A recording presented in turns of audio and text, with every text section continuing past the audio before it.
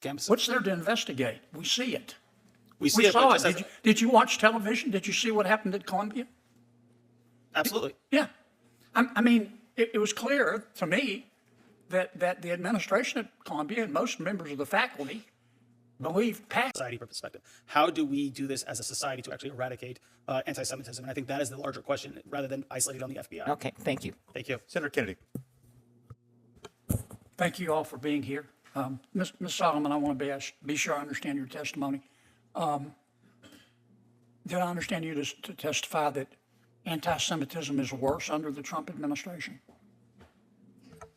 Senator, thank you for your question. You don't have to thank me. Okay. Your best thanks is to answer. Okay, well, I'll tell you that anti-Semitism has been rising, especially since the 2017 But has the Trump Charlottesville attack. administration caused that? Is that your testimony? I wouldn't say the Trump administration has caused anti-Semitism. Has there been an increase since Trump has entered office? Yes. Do you see a causal connection there? Yes. Why? Trump has highlighted and platformed neo-Nazis and white supremacists. Okay. I can't see that far. Racklin. Mr. Racklin, I understood you to say that in answer to Senator Durbin's question, the spending reductions, reducing the federal budget would increase anti-Semitism. Isn't that what you said? No, I did not. I said that the constant threats to cut money to the Office for Civil Rights and the Department of Education prevents the federal government from adequately investigating anti-Semitism and other hate crimes on college campuses. So you think one way to stop anti-Semitism is to give people more money? Is that I right? think one of the ways is to actually fund people that are actually designed to investigate anti-Semitism on college campuses. What's there to investigate? We see it. We see We it. saw but it. just as- Did you watch television? Did you see what happened at Columbia? Absolutely. Yeah. I mean, it was clear to me that the administration at Columbia and most members of the faculty believe passionately in diversity, equity, inclusion, and the right to hurt Jews. That's what I saw. Isn't that what you saw? I saw Isn't that what you saw? protesters against the war in Gaza and them using some anti-Semitic slogans and thoughts. I would say, however, that it's hard. I would say, isn't that however, what you're telling me? that it's That's not what you difficult saw. for You're the telling. federal No, don't get government off to the subject No, on me I'm now. not. I'm You're telling me telling that's you not what you saw. I'm telling you that it is difficult for the federal government to adequately address the issue of anti-Semitism. Are you telling me without appropriate the resources. Columbia administration and the faculty was supportive of the Jewish community? I think that they are You trying need to to find stop dipping into your ketamine stash. into what? Excuse me? Now, if we're going to solve this problem, we need to talk about it. I'm And happy it to wasn't talk just about at Columbia. It was at Berkeley. It was at UCLA. It was at Bernard. And Columbia has a history of discriminating against Jewish people. They used to refuse to let Jewish students come to their university. Now, you can try to bubble wrap this, but that's what I saw. If you want to stop a lot of the anti-Semitism, maybe we need to stop teaching kids to be anti-Semitic. Sir, I would relish that opportunity. Let me ask you a question, Ms. Kohab. Did I say that right? Kohav. Do you think it's possible to feel compassion for the Palestinian people without hating Jews? Absolutely. Would you elaborate on that? Because it looks to me like many of our Ivy League universities, it's not they weren't the only ones. Some universities handled it well.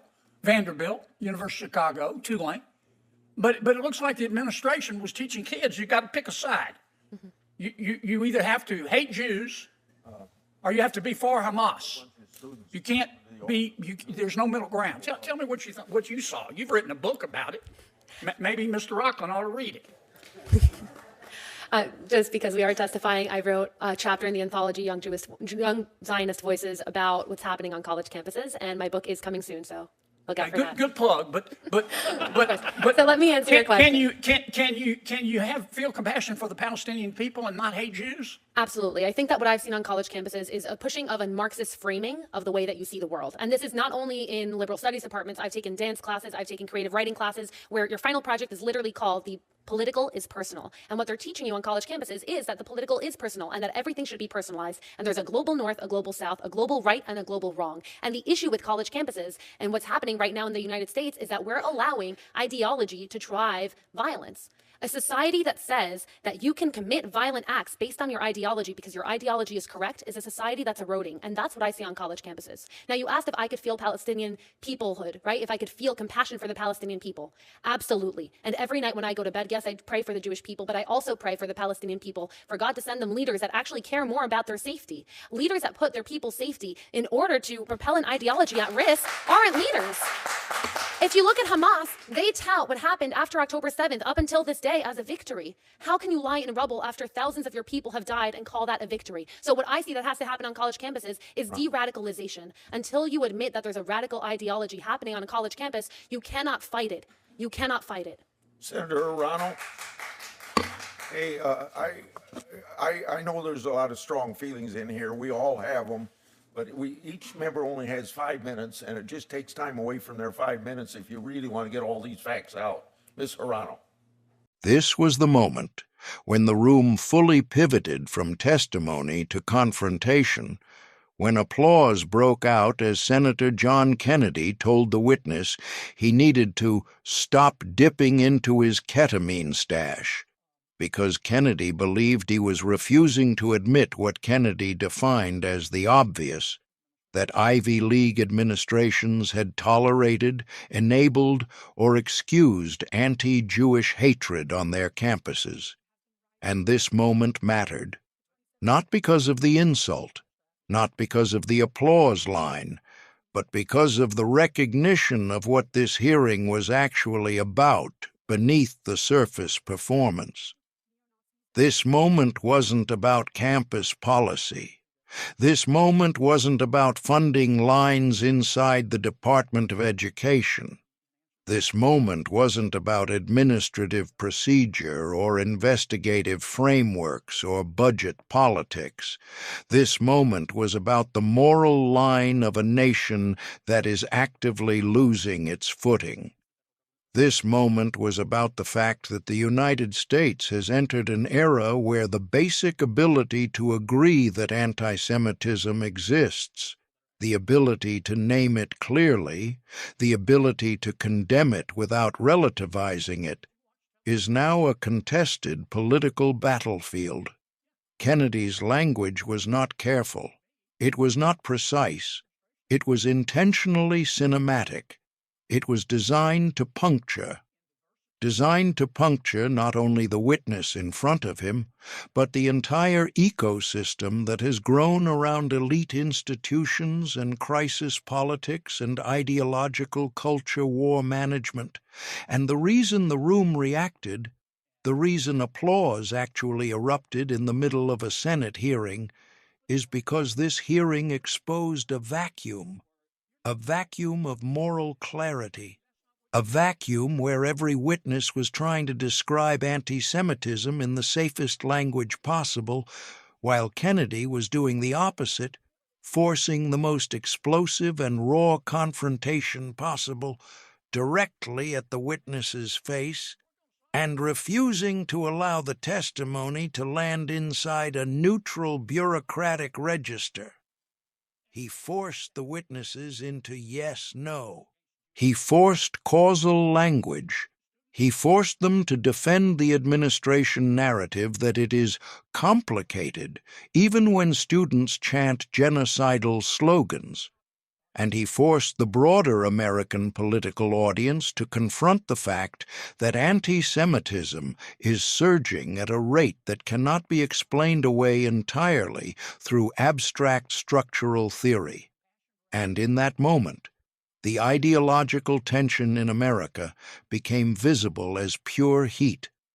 Because for the last decade, this country has attempted to manage anti-Semitism through rhetorical signaling, HR frameworks, faculty resolutions, student affairs committees, administrative memos, letter writing, DEI procedural language, and political positioning that believes the solution is in the management structure itself. But anti-Semitism is not an HR category that can be managed through programmatic language. Anti-Semitism is hatred. Anti-Semitism is ancient. Anti-Semitism is adaptable. Anti-Semitism mutates. Antisemitism uses the language of moral resistance and liberation movements and populist grievance interchangeably. Antisemitism merges easily with conspiracy and anti-liberalism and authoritarian justification. It thrives in ambiguity. It thrives in any framework where it can claim moral shelter. And this hearing, this exchange, was the crackle of that recognition finally boiling through the surface. This was a moment where every party in the room understood that something far deeper than campus policy was now on the table. This was not about free speech rules. This was not about student discipline guidelines. This was not about whether universities are woke or whether universities are cowardly, or whether universities are captured by ideology. This was about who gets protection inside American democracy, and who does not. This was about who we believe deserves safety, and who we believe is allowed to be targeted. This was about whether the oldest hatred on earth, the hatred that has survived empire collapse after empire collapse, will once again be normalized through clever language games and procedural neutrality. And this is where the narrator must tell the truth plainly. There is no moral victory for democracy if anti-Semitism is treated as a relative claim to be debated rather than a red line that cannot be crossed. There is no meaningful commitment to pluralism or free expression that allows the acceptance of violence, intimidation, threat, or eradication rhetoric against Jews or any people. There is no sustainable campus culture, left, right, center, radical, or otherwise, that can coexist with normalized anti-Semitism. This moment in this hearing, this final exchange, shows what happens when the political class finally hits the limit of deflection. Because every modern liberal democracy fails or survives not on the strength of its military or economy or GDP curve, but on the willingness of its institutions to protect its minorities when the pressure gets highest and the consequences of protection become politically costly. That is the test. And this hearing shows the test is no longer theoretical. The test is present tense. The test is now. If America fails this one, democracy itself will fracture. If America cannot protect Jews, America cannot claim it protects anyone. If America allows anti-Semitism to be rationalized, contextualized, excused, or justified under any ideological lens, right or left, then this is the beginning of a rupture from which democratic culture may not recover. This is not about Senator Kennedy. This is bigger than one senator. This is about whether this country still believes in a moral boundary that cannot be crossed. History will not be kind to those who pretend they cannot see what is happening. Subscribe to Liberal Line.